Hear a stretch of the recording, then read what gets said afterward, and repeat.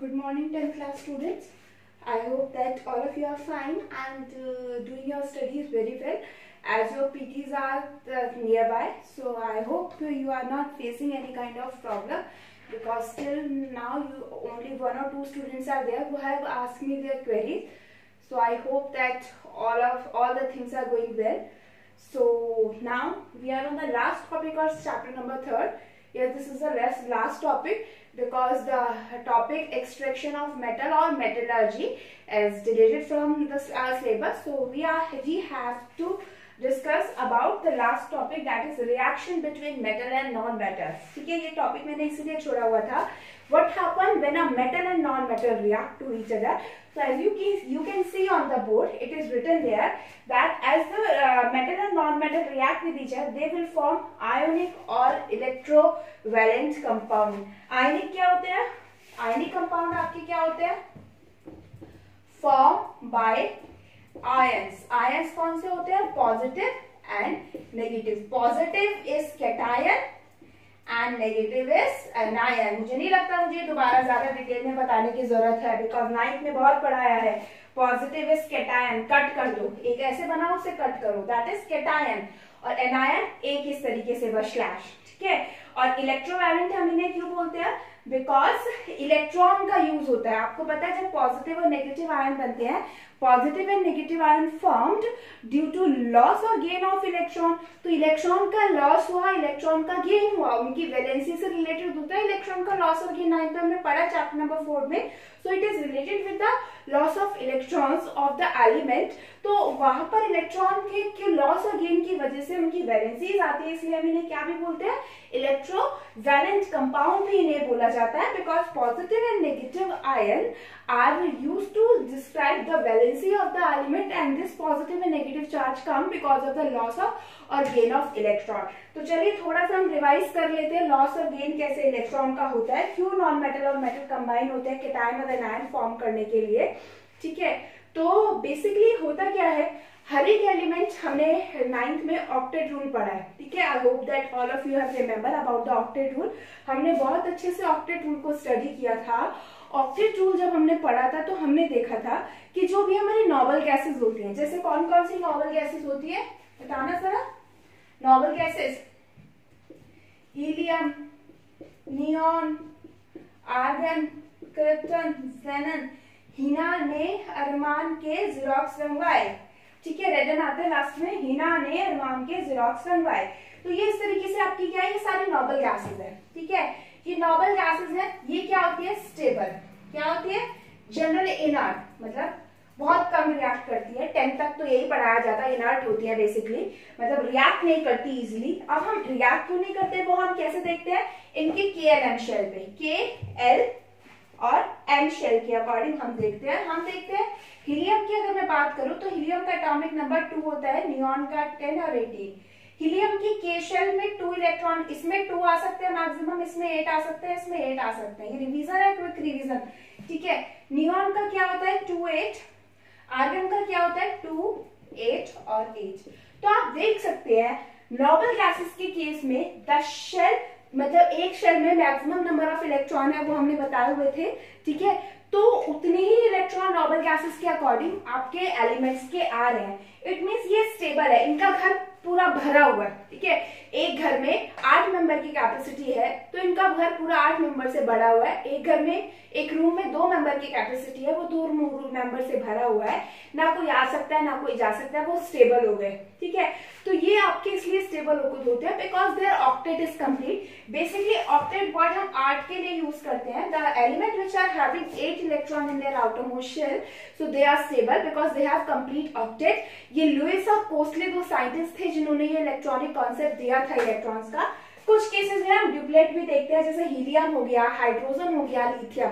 Helium, hydrogen, lithium, इनके cases में हम क्या देखते हैं? ड्यूप्लेट, क्योंकि 8 इलेक्ट्रॉन तक जाना हमारे लिए पॉसिबल नहीं है. मैं फिर से कह रही हूँ, it's just a quick revision. मुझे इतना डिटेल में जाने की जरूरत नहीं है, सिर्फ मैं आपको याद दिला रही हूँ कि 9th में हमने कितना अच्छे से डिटेल में ये सारी चीजें पढ़ी हुई है. ठीक है. तो अब आपको सबसे पहले क्या करना है? You have to remember about the electronic configuration of some elements and also about the atomic number of the element. जैसे मैं कुछ यहाँ पर लिख रही हूँ जो बार बार यूज होते हैं बेटा. जैसे सपोज करो एक तो आपका बार बार यूज होगा सोडियम, ठीक है, सोडियम का 11 होता है, ठीक है, जैसे 2 8 1, मैग्नीशियम का 12 होता है, 2 8 2, ऑक्सीजन आता है 8 2 6, इसी तरीके से तो होते हैं। तो बहुत सारे एलिमेंट है, कुछ एलिमेंट उनके इलेक्ट्रॉनिक 20 तक आपको याद कराए थे, 20 सफिशिएंट, आप 20 तक याद करके रखिए, ठीक है, वो आपके लिए सफिशिएंट है। और एक एल्यूमिनियम का और याद कर लीजिएगा, ठीक है, वैलेंसी याद कर लीजिए आप, बेसिकली एल्यूमिनियम की 3 होती है, उसके आउटरमोस्ट शेल में 3 इलेक्ट्रॉन होते हैं, तो आपको ये 20 तक याद कराए थे, 20 तक इलेक्ट्रॉनिक कॉन्फ़िगरेशन सबके याद होने चाहिए। तो अब हम चलते हैं आपके आयनिक कंपाउंड होते क्या है, ठीक है। आयनिक कंपाउंड कब बनते हैं? Ionic compounds are formed by complete transfer of electron from one element to another, and these which form ions, and the ions are held together by strong electrostatic force of attraction. Electrostatic क्यों? कि positive और negative बना है आपका।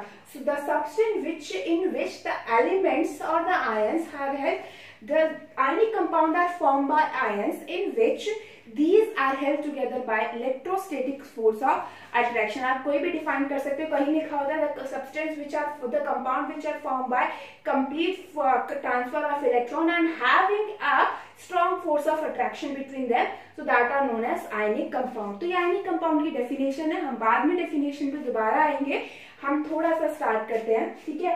उसके लिए सबसे पहले आपको ल्यूइस स्ट्रक्चर याद होने चाहिए, लिखने आने चाहिए। ल्यूइस स्ट्रक्चर को हम कैसे लिखते हैं अगर आपको याद हो तो, ल्यूइस स्ट्रक्चर क्या कहता था? ल्यूइस स्ट्रक्चर कहता था आउटरमोस्ट इलेक्ट्रॉन को, outermost electron are represented by dot, represented by dot surrounding the molecule, surrounding the molecule। ये आपकी ल्यूइस स्ट्रक्चर होती है। मैं आपको बताती हूँ कैसे बेटा।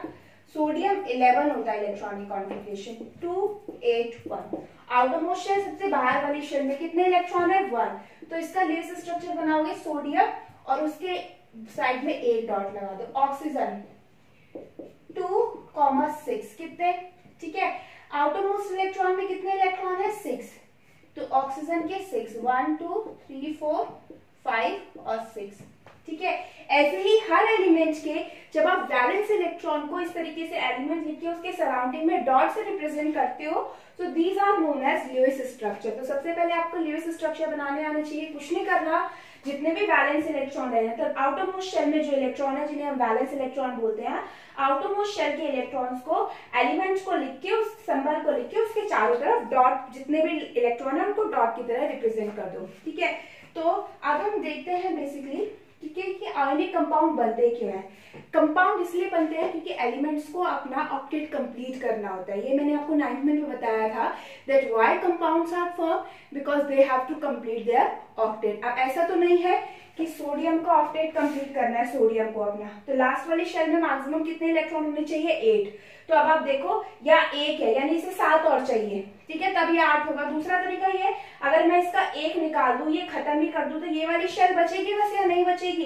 तो यहाँ पर हमारे लिए कौन सा इजी होता है? 1 को निकालना, ठीक है। ये हमने देखा था 9th में किस तरीके से निकालते हैं इलेक्ट्रॉन को, किस तरीके से ऐड करते हैं, ठीक है।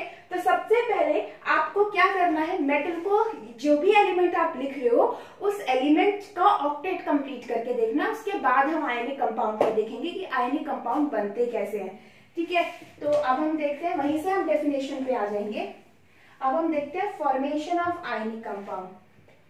मैं लिख दूं आयनिक कंपाउंड को, form by complete transfer of electron, complete transfer of electron from one element to other,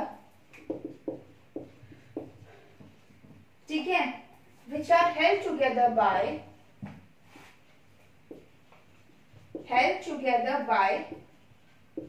electrostatic force of attraction, electrostatic force of attraction, तो ये हो गई आपकी आयनिक कंपाउंड की डेफिनेशन। दोबारा से सुन लीजिए, they are form ionic compounds are the compound which are form by complete transfer of electron from one element to other which are held together by strong electrostatic force of attraction। Electrostatic क्यों, इसलिए क्योंकि positive और negative ion बनता है जब electron transfer होते हैं, तो पॉजिटिव और नेगेटिव के आयन के बीच में कौन सी फोर्स जनरेट होगी, इलेक्ट्रोस्टैटिक। तो चलिए मैं आपको एक एग्जांपल दिखाती हूँ, फॉर्मेशन दिखाती हूँ एक कंपाउंड की। फॉर्मेशन आती है एग्जाम में, फॉर्मेशन ऑफ, जैसे सपोज करो मैं सिंपल एग्जांपल ले रही हूँ NaCl का, ठीक है। तो सबसे पहले आपको क्या करना है, Na और Cl दोनों एलिमेंट अलग अलग लिखने हैं, दोनों का एटॉमिक नंबर यहाँ लिखना है, इसका 11 होता है, इसका 17, उसके बाद इनका इलेक्ट्रॉनिक कॉन्फ़िगरेशन 281 और इसका 287। अब आप देखो दोनों को अपना ऑक्टेट कंप्लीट करना है। दोनों अपना ऑक्टेट कैसे कंप्लीट करेंगे, अगर सोडियम अपना एक इलेक्ट्रॉन निकाल दे तो वो क्या हो जाएगा, उसका ऑक्टेट कंप्लीट। अगर क्लोरीन एक इलेक्ट्रॉन ले ले तो उसका ऑक्टेट कंप्लीट। और आपको पता है जब इलेक्ट्रॉन लूज होते हैं तो एलिमेंट गेट पॉजिटिव चार्ज, और जब इलेक्ट्रॉन गेन होते हैं तो एलिमेंट गेट नेगेटिव चार्ज। तो बन गया पॉजिटिव और नेगेटिव। कैसे, देखिए यहाँ पर क्या होगा, सोडियम जो है वो किस में कन्वर्ट हो जाएगा, Na+ इलेक्ट्रॉन में। यानी उसने क्या किया, एक इलेक्ट्रॉन लूज कर दिया, Na पॉजिटिव बन गया। भाई एक इलेक्ट्रॉन अपना हटाया, यानी ये क्या था 2 8 और 1, और ये क्या रह गया 2 8, ठीक है।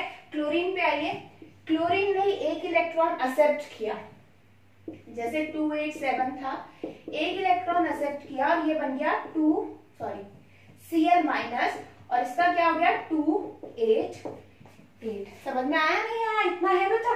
सिंपली क्या दिखाया है मैंने, आपको ऑक्टेट कंप्लीट करके देखना। ये चीज आपको पहले भी आती थी, आपको देखना होता है एक को निकाल रहे हो या दो को एक्सेप्ट करा रहे हो, तो एक को निकाला तो मैंने इलेक्ट्रॉन्स के टर्म में लिखा गया, सोडियम में से मैंने एक इलेक्ट्रॉन निकाला है तो वहां पर क्या बन गया Na पॉजिटिव।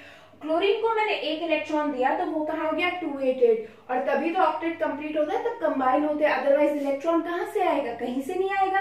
तो आप यहाँ पर देखो पॉजिटिव बना नेगेटिव बना, अब इन दोनों ये दोनों आपस में जैसे ही पॉजिटिव नेगेटिव बने इन दोनों के बीच में स्ट्रॉन्ग अट्रैक्शन हो जाएगा और वो क्या बन जाएगा आयनिक कंपाउंड, ठीक है। तो ये पहला स्टेप है आपका, ठीक है, फॉर्मेशन ऑफ आयनिक कंपाउंड का ये पहला स्टेप है आपका, आपको इस तरीके से दिखाना है, ठीक है। सेकेंड स्टेप कैसे दिखाना है, ये फर्स्ट स्टेप है और ये आपका सेकेंड स्टेप मैं आपको दिखा रही हूँ। सेकेंड स्टेप में आपको क्या करना है, आपको बनाने दोनों के इलेक्ट्रॉन डॉट स्ट्रक्चर। सोडियम का बना, सोडियम में लास्ट शेल में कितना इलेक्ट्रॉन है 1, सोडियम की लास्ट शेल में कितना इलेक्ट्रॉन है 1, क्लोरीन में कितने हैं 7। अच्छा मैं यहाँ दोनों के इलेक्ट्रॉन को डॉट से नहीं रिप्रेजेंट कर रही, अलग अलग दिखाने के लिए मैं एक को क्रॉस से रिप्रेजेंट कर रही हूँ, है तो वही वैलेंस इलेक्ट्रॉन 7 1 1 2 3 4 5 6 और 7, ठीक है। अब आप देखो यहाँ से क्या हुआ, ये इलेक्ट्रॉन क्लोरीन के पास आया या नहीं आया, तो बस आपको भी यहाँ दिखाना है, ये एरो से यहाँ भागता हुआ, ठीक है, इसके पास गया। तो आप देखिए यहाँ पर क्या हो गया, जब इसके पास गया तो सोडियम पे चार्ज कैसा आ गया, सोडियम पे चार्ज कैसा आ गया पॉजिटिव, इसके ऊपर कोई इलेक्ट्रॉन नहीं रहा, इलेक्ट्रॉन उसने अपना दे दिया। क्लोरीन के पास देखिए, क्लोरीन के पास अपने तो थे 7 1 2 3 4 5 6 7, और एक किसका आ गया सोडियम का, और उसके साथ साथ इस पर चार्ज कैसा आ गया नेगेटिव, वो हमें वहीं से पता चल जाएगा। और ये किसके कैसे लिख दिया मैंने NaCl, भाई इक्विवेलेंट का साइन होता है, ये क्या होता है इक्विवेलेंट का, मतलब इसे ऐसे लिख दो दैट इज NaCl। तो बन गया आपका कंपाउंड या नहीं बना। बेटा इसमें काम मेरा ज्यादा नहीं है, काम आपका है कि आपको ये याद करना है, क्योंकि मैं ये दोबारा याद आपको बिल्कुल नहीं कराऊंगी, ऑलरेडी मैंने इतना 9th में आपको पढ़ा के याद कराया था सारी चीजें, इलेक्ट्रॉन कैसे लूज होते हैं कैसे गेन करते हैं, तो ये आपका काम है खुद से दोबारा से याद करना है इसको। तो ये हो गई आपकी फॉर्मेशन ऑफ NaCl। अब आपको समझ में आ गया पॉजिटिव नेगेटिव एनायन और कैटायन के बीच में इलेक्ट्रोस्टैटिक फोर्स ऑफ अट्रैक्शन होता है, तो कौन से आपके कंपाउंड बनते हैं, आयनिक कंपाउंड बनते हैं। अब मैं चलिए आपको और दिखाऊं, और फॉर्मेशन दिखाऊं और कंपाउंड की, ठीक है। अब मैं थोड़ा सा इसको चेंज करती हूँ, मैं इसे ले जाती हूँ MgCl2 पे, ऐसे लिखा हुआ आएगा आपको एग्जाम में नाम, फॉर्मेशन किसकी बतानी है आपको, ठीक है, तो उससे आपको इजी हो जाएगा। तो पहले आप फर्स्ट स्टेप लिखिए, कैसे, मैग्नीशियम 12 होता है, क्लोरीन 17 होता है, मैग्नीशियम का क्या है 282, क्लोरीन का क्या है 2 287। ठीक है, अब आप देखिए यहाँ पर, खुद देखिए, मैग्नीशियम को अपना ऑक्टेट कंप्लीट करना है तो उसे कितने इलेक्ट्रॉन बाहर निकालने पड़ेंगे? 2। तो मैग्नीशियम ने 2 इलेक्ट्रॉन बाहर निकाले तो उसपे चार्ज कितना आ गया? 2 पॉजिटिव, 28 हो गया। यहाँ पर क्या आ गया? 282। क्लोरीन है आपका 287। क्लोरीन ने 1 इलेक्ट्रॉन लिया, किसमें कन्वर्ट हो गया? Cl- में, 288। ठीक है, लेकिन यहाँ पर देखो मैग्नीशियम ने कितने इलेक्ट्रॉन निकाले? 2। ठीक है, लेकिन क्लोरीन को तो कितना चाहिए? एक ही तो चाहिए अपना ऑक्टेट कंप्लीट करने के लिए, तो बाकी बचा 1 इलेक्ट्रॉन कहाँ जाएगा? 1 इलेक्ट्रॉन जाएगा, क्योंकि यहाँ पर कितने क्लोरीन है? 2 क्लोरीन है, तो यहाँ पर चाहे आप 1 ही लिखो, यानी 2 इलेक्ट्रॉन है, तो यही रिएक्शन रिपीट हो जाएगी। एक और क्लोरीन होगा, वो भी 1 इलेक्ट्रॉन एक्सेप्ट करके किसमें कन्वर्ट हो जाएगा? Cl- में। इसलिए हम ये नहीं लिखते कि Cl पे -2 चार्ज है, हम देखते हैं 2 क्लोरीन है और 2 क्लोरीन पर आपका चार्ज आया। चलिए हम इसको बनाते हैं, किस तरीके से बनाएंगे आप देखिए। 1 मैग्नीशियम है और 2 क्लोरीन है, ये सेकंड स्टेप में आपको बता रही हूँ यहाँ पर। ठीक है, आपका क्या है? 1 मैग्नीशियम पे कितने इलेक्ट्रॉन है? 2। 1 क्लोरीन यहाँ बनाओ, 1 क्लोरीन यहाँ बनाओ। 1 2 3 4 5 6 7। 1 2 3 4 5 6 7। 1 इलेक्ट्रॉन इसने यहाँ दिया, 1 इलेक्ट्रॉन इसने यहाँ दिया, तो किस तरह से बनेगा? Mg पर चार्ज कैसा आ गया? 2 पॉजिटिव। तो बाहर लिखो या अंदर, कोई वो नहीं है, लेकिन यहाँ पर है आपकी प्रॉब्लम। यहाँ पर क्या होता है, बच्चे बड़े कंफ्यूज होते हैं। तो यहाँ पर अगर आप देखो, तो यहाँ पर अगर आप देखोगे तो आप देखोगे 1 क्लोरीन, पहले मैं ऊपर वाले क्लोरीन को लेती हूँ। 1 2 3 4 5 6 7 और 1, ये मैंने ऊपर वाला क्लोरीन लिया नहीं लिया? इस पे चार्ज कितना आया? माइनस। ऐसे कितने क्लोरीन है? 2 क्लोरीन है, तो मैंने यहाँ पर लिख दिया बाहर 2। ये बाहर 2 और अंदर 2 लिखने में फर्क होता है। बाहर 2 का मतलब है ये ऐसे मतलब एक Cl है उसपे -1 चार्ज है, ऐसा ही एक और Cl है, तो ये कंपाउंड क्या बन गया? MgCl2। क्या बन गया कंपाउंड? MgCl2। तो ये इसकी फॉर्मेशन हो गई। ठीक है, ऐसे ही अगर आप और भी कंपाउंड की चाहें तो फॉर्मेशन दिखा सकते हैं, लेकिन उससे पहले जरा मैं आपसे आयनिक कंपाउंड की प्रॉपर्टीज के बारे में थोड़ा सा डिस्कस कर लूं। जैसे मैंने बोला कि आयनिक कंपाउंड जो है आपके, वो strong electrostatic force of attraction होती है। तो अगर आपको याद हो, आपने सॉलिड लिक्विड गैसेस के बारे में पढ़ा था, तो solids have higher force of attraction और not, so that's the reason why ionic compounds are occur in the solid state और having high melting point. Melting point ज्यादा है या सॉलिड स्टेट में एग्जिस्ट करते हैं, वो रीजन क्या है? वो रीजन ये है because they are held, the ions are held together by strong force of attraction. तो फोर्स ऑफ अट्रैक्शन ज्यादा है, तो इसलिए वो सॉलिड स्टेट में एग्जिस्ट करते हैं। अट्रैक्शन ज्यादा तो मॉलिक्यूल पास पास रहेंगे या नहीं रहेंगे? अट्रैक्शन जितना ज्यादा, मॉलिक्यूल पास पास, तो मॉलिक्यूल पास पास किस स्टेट में होते हैं? सॉलिड स्टेट में। तो due to higher force of attraction, higher electrostatic force of attraction, the molecules are very much closer to each other, and that's why ionic compound occurs in solid state of solid and crystalline form. Second चीज, they are having high melting point. Melting point कब होगा? Solid को liquid में convert करना। Solid को liquid में convert करने के लिए एनर्जी चाहिए, एनर्जी डिपेंड करती है फोर्सेस पे।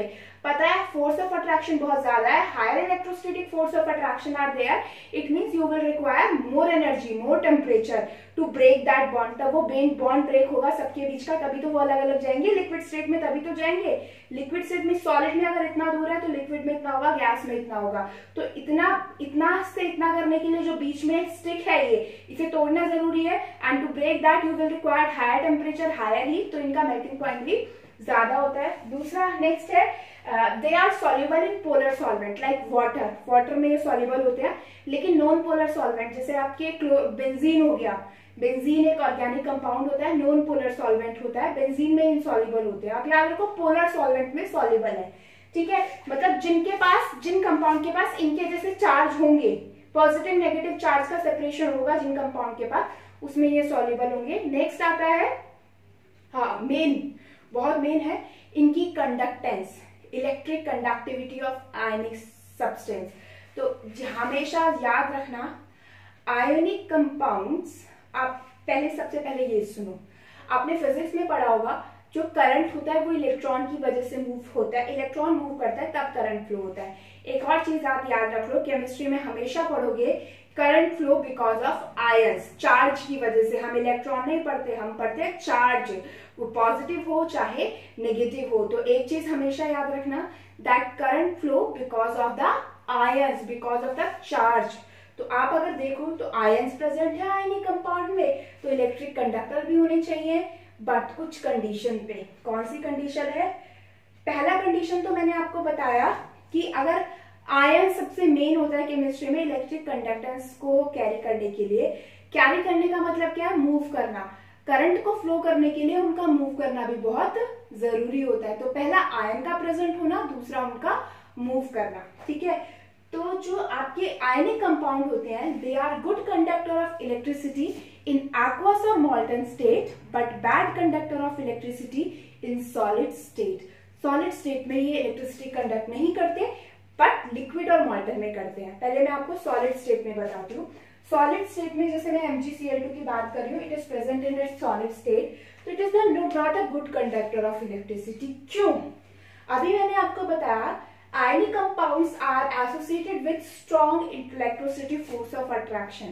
जब दो आयंस के बीच में फोर्स ऑफ अट्रैक्शन बहुत ज्यादा है, तो क्या आयंस इजिली मूव करेंगे? नहीं करेंगे। तो यही रीजन है, आयंस प्रेजेंट तो है लेकिन वो फ्री नहीं है मूव करने के लिए इन solid state. That's why ionic compound does not conduct electricity in solid state because ions are held together by strong force of attraction। solid में है, पास है, force of attraction बहुत ज्यादा है, ions फ्री नहीं है मूव करने के लिए, फ्री फॉर्म में नहीं है मूव करने के लिए, तो इलेक्ट्रिसिटी कंडक्ट नहीं करेंगे। सेकेंड आता है मॉल्टन स्टेट। मॉल्टन स्टेट कब होगी? आप आयनिक कंपाउंड को हीट करके मेल्ट कर दो। ठीक है, तो आपने हीट करने पे क्या किया? हीट करने पे आपने उनका अट्रैक्शन ब्रेक किया। ये हमने सॉलिड लिक्विड में गैस में पढ़ा है, जब आप किसी भी कंपाउंड को हीट करते हो तो पार्टिकल्स के बीच का अट्रैक्शन ब्रेक होता है, वो फ्रीली मूव करने लगते हैं, है ना। तो यहाँ पर क्या होगा, जब आप किसी भी कंपाउंड को सिंपली आयनिक कंपाउंड को हीट करते हो तो वो अपनी मॉल्टन लिक्विड स्टेट में आ जाता है, जहां पर अट्रैक्शन कम होने की वजह से आयंस में मूवमेंट आ जाता है और वो इलेक्ट्रिसिटी कंडक्ट करते हैं। अब तीसरी चीज आती है एक्वस सॉल्यूशन क्या है। ठीक है, तो आपको याद है मैंने आपको एसिड एंड बेसिस पढ़ाया था, उसमें HCl का डिसोसिएशन पढ़ाया था वाटर से, कि HCl में पार्शियल नेगेटिव पार्शियल पॉजिटिव होता है और वाटर में भी पार्शियल पॉजिटिव पार्शियल नेगेटिव होता है, जिसकी वजह से HCl का डिसोसिएशन वाटर में होगा। तो in the same way ionic compound undergo dissociation in the aqueous state. जो आपके जितने भी आयनिक कंपाउंड होते हैं उनमें क्या होता है? डिसोसिएशन होता है एक्वस स्टेट में। और जब उनका एक्वस स्टेट में डिसोसिएशन होगा तो मतलब डिसोसिएट वो किस में हो जाएंगे? आयंस में हो जाएंगे। आयंस मतलब अलग अलग होना है। सॉलिड स्टेट में क्या है? आयंस एक साथ होते हैं, लेकिन मॉल्टन और एक्वस में हो गए ions are free to move, so that's why they will conduct electricity in aqueous and molten state but not in solid state. तो ये सारी प्रॉपर्टीज थी आपके आयनिक कंपाउंड की। चलिए मैं एक लास्ट और आपको कंपाउंड बता दे रही हूँ, बाकी के सारे मैं कुछ कंपाउंड और आपको उसमें नोट्स में डिस्कस कर दूंगी। एक और तरीके का बता दे रही हूँ, दैट इज Na2O। ठीक है, इसे ठीक से समझ लीजिएगा, Na2O। ये सेम MgCl2 की तरह ही हो गया बेसिकली एक तरीके से। ठीक है, जैसे आपका MgCl2 था ऐसे ही Na2 हो गया। सोडियम अगेन 281, तो सोडियम क्या करेगा? Na++ electron. ठीक है, ऑक्सीजन 286, तो ऑक्सीजन को कितने इलेक्ट्रॉन चाहिए? 2 इलेक्ट्रॉन अपना ऑक्टेट कंप्लीट करने के लिए, 2 ही तो चाहिए। तो 2 कहां से आएंगे? 2 सोडियम है। कितने सोडियम है? 2 सोडियम। तो मैं 2 सोडियम को लिखूंगी, दोनों के बैलेंस शेल में इलेक्ट्रॉन लिखूंगी, एक एक होता है। ऑक्सीजन में 1 2 3 4 5 6, तो ये भी इसे देगा और ये भी इसे देगा। तो क्या बनेगा? Na पे चार्ज कितना आ जाएगा? एक Na ने कितना दिया? 1 इलेक्ट्रॉन, तो +1। कितने Na है? 2, तो मैं स्क्वायर ब्रैकेट लगा के बाहर 2 लिख दूंगी। ठीक है, ऑक्सीजन ने कितने इलेक्ट्रॉन एक्सेप्ट किए? 2 इलेक्ट्रॉन,